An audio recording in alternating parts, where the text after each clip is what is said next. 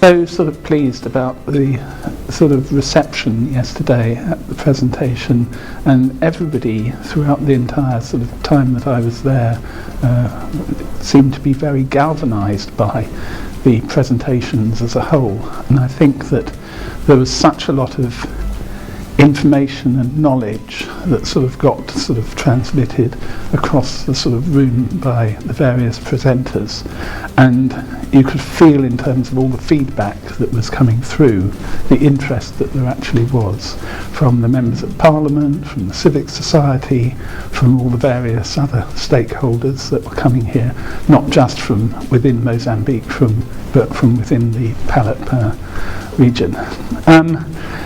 My session, as you know, was on oversight and accountability of sovereign wealth funds, and what I was really trying to concentrate on was starting at the top when you actually start a proper sovereign wealth fund. Because my background is, for 5 years I was at the Public Investment Fund of Saudi Arabia, which in fact from 2016 was re-energised. It was a very sleepy and dormant sovereign wealth fund until then, but it was really then re-energised into becoming PIF as it is now.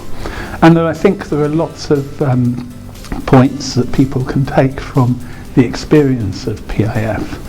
And what I was saying yesterday was, up to, when I started my career, sovereign wealth funds were seen as very sort of secretive and sort of rather mysterious places, and nobody really understood what actually happened within them. Now, over the years, it's come to the point where everybody is very, very interested in what actually happens in them, and the oversight and accountability is so important. The reason we have that oversight and accountability is because if a sovereign wealth fund wants to actually be a player on the world stage, and it will need to sort of have partners for investments, and whether other sovereign wealth funds, perhaps private sort of investors and investees, it needs to be trusted. And in order to be trusted, it needs to be able to demonstrate that it's got proper sort of processes, structures, people for oversight and accountability. So what I was talking about yesterday was in effect starting right from the way you set it up. Who appoints who actually runs a sovereign wealth fund? Because whoever actually runs a sovereign wealth fund needs to be appointed by ministers, and the ministers are obviously accountable to Parliament. We also talked a little bit about the way that parliamentary scrutiny would actually occur, and it was very apparent to me from the questions afterwards that the parliamentarians sort of really all wanted to have some sort of say in it.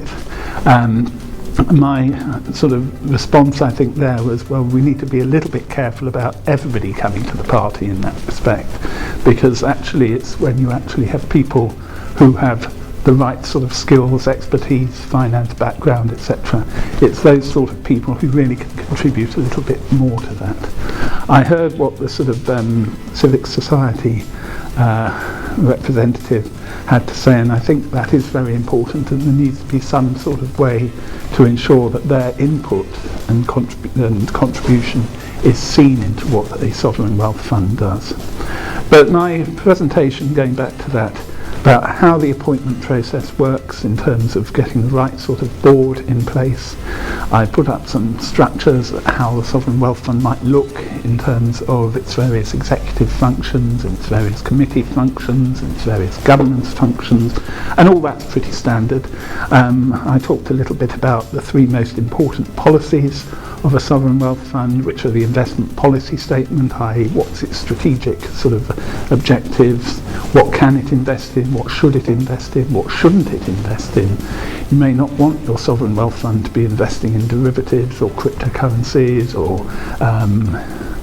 instruments like that.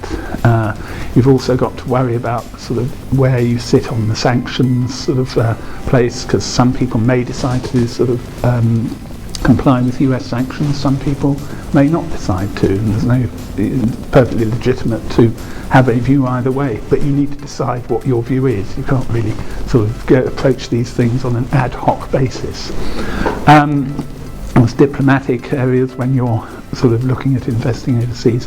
But I think the other point I was making, which I think is incredibly important for any fund, is it's got to have its sort of purpose, and its purpose in terms of national development is more perhaps than just sort of shall we invest in X or shall we invest in Y.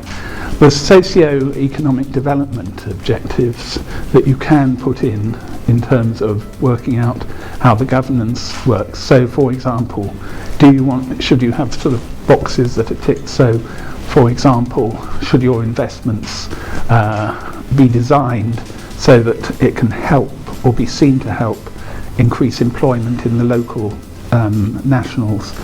It can help educate local nationals more, and when you've got a sort of relatively young sort of or part of the population that's relatively young, it can actually be seen to be very helpful in terms of the infrastructure development, but also something like diversity for women. Should its investments always sort of at least look and see what particular contribution it's making to the diversification of employment in terms of more inclusivity of women, for example. There's ESG as well. So there are all these types of issues which go with the investments, which aren't just sort of the natural do investments create the right return? Do they actually contribute to what Mozambique, for example, might want to do? So from that perspective, and I was very interested in the various questions afterwards, I think it was recognised, and there were quite a few people that said it's the people you get to run everything that are actually going to be most important. We've got to find some way of the oversight for Parliament to be happy, and that's what I was saying earlier, you don't want everybody, but you need to have some scrutiny there. There needs to be a role for the sort of civic society, and in general I think you've got to work out what the fund is actually there to do in terms of helping the country's national development, not just looking for returns.